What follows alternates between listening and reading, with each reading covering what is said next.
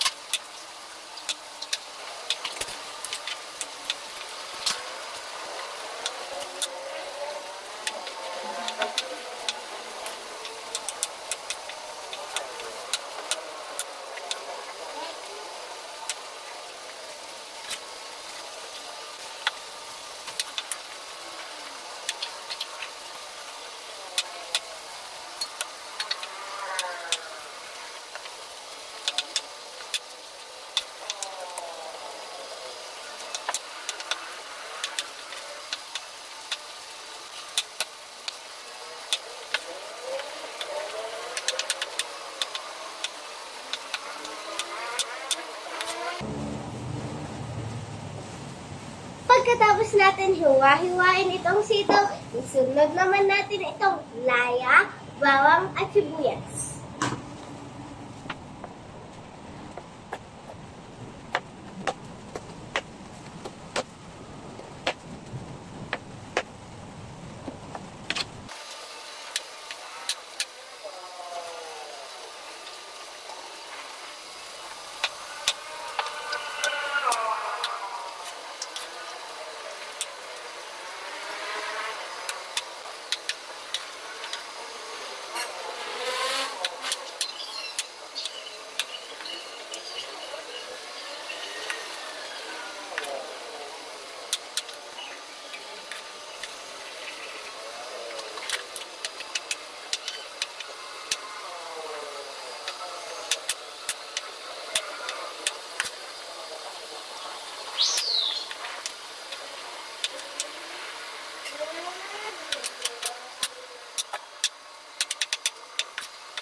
Tapos na nating hiwa-hiwain itong sitaw, bawang, sibuyas, laya. Isunod naman natin itong mga sili. Una nating hihiwain.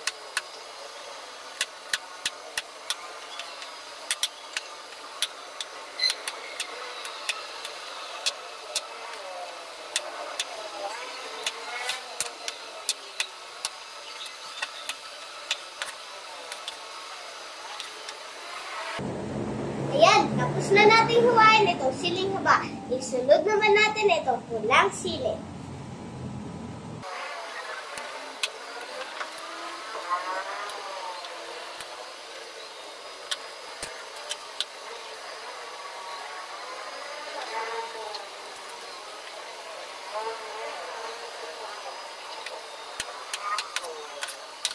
Buksan ang kalan, ilagay ang kawali. Antayin uminit yung kawali bago natin ilagay yung mantika. So, ayan guys, mainit na. Ilagay na natin itong mantika.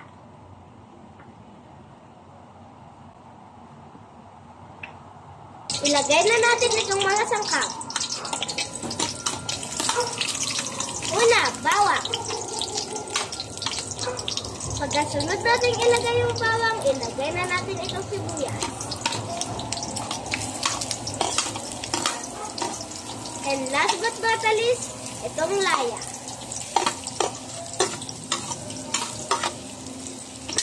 Mix, katiwar-tiwar.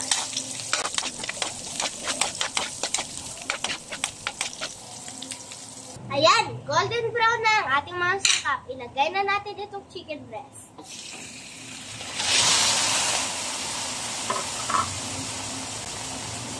Mix, katiwar-tiwar. Pagkatapos nating ilagay ang chicken breast, lagyan na natin ng asin.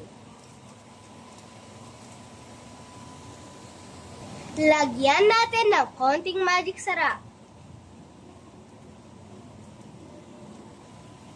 I-mekos-mekos, kan i-mix-mix tayo manan. Ito po, walang katapusang pag-mix-mix to. Ilagay natin itong ikalawang piga ng gata. Yan natin ito ng bagoong. I-mix-mix manan, kan i-kiwar-kiwar.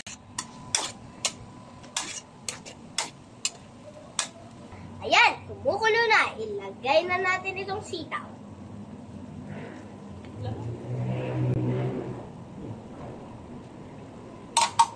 Pagkatapos natin ilagay itong sitaw, ilagay na natin itong fresh gata.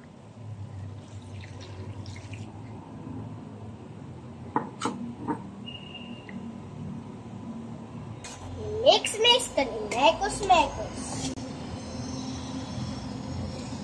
At hayaan muna nating maluto itong sitaw.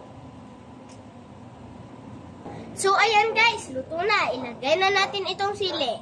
Hindi ko lang alam kung hindi pa sila mapapatalon sa sobrang anghang. Pagkatapos natin ilagay yung sili, i-mekos-mekos tayo manan.